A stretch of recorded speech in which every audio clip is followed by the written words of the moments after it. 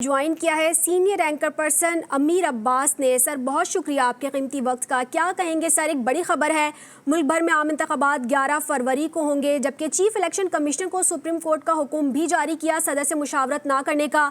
Election commission का मौक़िफ़ मुस्तरद, सदर से इंतखाबात की तारीख पर मुशावरत आईनी तकाजा है, क्या कॉमेंट करेंगे? जी, मैं समझता हूँ ये बहुत बड़ी फतह है आज पाकिस्तानी कौम की, पाकिस्तानी आइन की और पाकिस्तानी जमहूरियत की। गुज़श्ता 19 माह से हमने पाकिस्तान में जमहूरियत के नाम पे एक ऐसा इब्हाम पैदा कर रखा था कि इंतखाबात होंगे या नहीं होंगे, और अगर होंगे तो कब होंगे। आप किसी डेमोक्रेसी में ये तसव्वुर ही नहीं कर सकते कि वो डेमोक्रेसी सर्वाइव करेगी बगैर इंतखाबात के।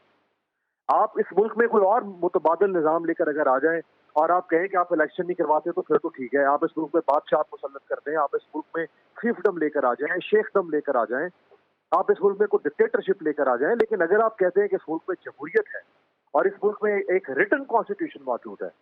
दुनिया के कुछ मुल्क है जहाँ रिटन कॉन्स्टिट्यूशन नहीं है, जैसे बरतानिया है, हमारे यहाँ रिटन कॉन्स्टिट्यूशन जिसमें लिखा हुआ है कि आपको इंतखाबात करवाने हैं हर 5 साल के बाद। उसके बावजूद गुज़श्ता 18-19 महीने से एक इब्हाम मौजूद था और उसकी वजह से मुल्क में मुसलसल एक इंस्टेबिलिटी का माहौल था। अब ये इंस्टेबिलिटी भी खत्म होगी। अब सिर्फ इलेक्शन की तारीख का मामला नहीं रहेगा। अब मामला यह है कि इलेक्शन साफ शफाफ होने चाहिए और वो नजर आने चाहिए साफ और शफाफ होते हुए। इलेक्शन के 3 मराहल होते हैं, एक प्री इलेक्शन है, एक इलेक्शन डे और एक पोस्ट इलेक्शन। तो पोस्ट इलेक्शन तो वो हुआ जिस तरह 2018 में इलेक्शन के बाद आरटीएफ बैठ गया। प्री इलेक्शन वो होता है जो इस वक्त मुल्क में हो रहा है कि कुछ जमातों को ज्यादा लेवरेज मिल रही है, कुछ को नहीं मिल रही है।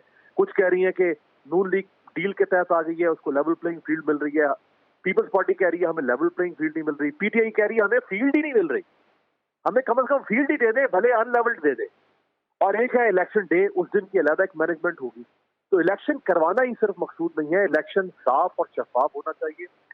वरना आप जिस तरह 2018 से लेके अब तक मुसलसल गुज़श्ता 5.25 माह से अदम इस्तेहकाम का शिकार है, आप इसी तरह से 2024 से लेकर 2029 तक भी मुल्क अदम इस्तेहकाम का शिकार रहेगा। ये नहीं होता मुल्क किसी भी रियासत के अंदर, और खासतौर पर दुनिया की छठी बड़ी कौम है हम कोई यूरोप के या अफ्रीका के वो छोटे मुल्क नहीं जिनकी 1 करोड़ 1.25 करोड़ की आबादी की आप लोगों को शट अप कॉल देके चुप करवा के बिठा देंगे।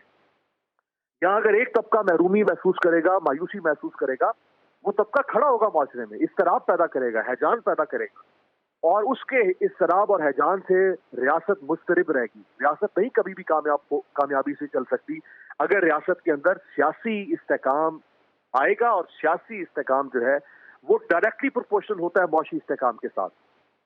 मौशी इस्तेहकाम एक समर की सूरत में सामने आता है जब मुल्क में सियासी इस्तेहकाम होता है। तो ये बहुत ही जबरदस्त मेरा ख्याल है सुप्रीम कोर्ट ने इस मामले को टेकअप किया। और इससे पहले उमर अता बंदियाल साहब तो इलेक्शन नहीं करवा सके, वो ना तारीख निकलवा सके। इलेक्शन कमीशन पिंग पोंग खेल रहा था, कभी इधर से उधर उठा के फेंकता था, कभी वहां उधर फेंकता था कि ये सदर करेगा, फला करेगा, फला करेगा। सिर्फ इलेक्शन कमीशन तारीख देने से गुरेज कर रहा था।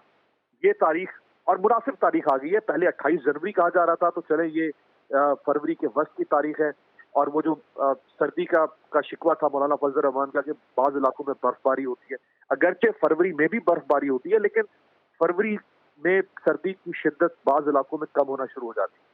तो अब ये बहुत अहम मरला तय हो गया। अगला मरला मीडिया को, सिविल सोसाइटी को, एक्टिविस्ट को इस बात पे दबाव बरकरार रखना चाहिए कि ये जो इंतखाबात हो बिल्कुल सर, आपने लेवल प्लेइंग फील्ड के हवाले से बात की, तो अगर मैं पीपल्स पार्टी समेत दीगर जमातों के हवाले से बात करूं तो इख्तिलाफ था इलेक्शन पर। अगर मैं गुज़िश्ता दिनों के हवाले से बात करूं तो निगरान वज़ीर-ए-आज़म अनवार हक काकड़ लाहौर गए थे और दौरे लाहौर में उन्होंने मीडिया से वाज़े तौर पर कहा था कि आम इंतखाबात के हवाले से कि इनसे वाज़े होता है कि इंतखाबी अमल में सबको यकसा मौक़े हासिल हो सकते हैं। आप क्या समझते हैं, क्या कॉमेंट करेंगे इस पर?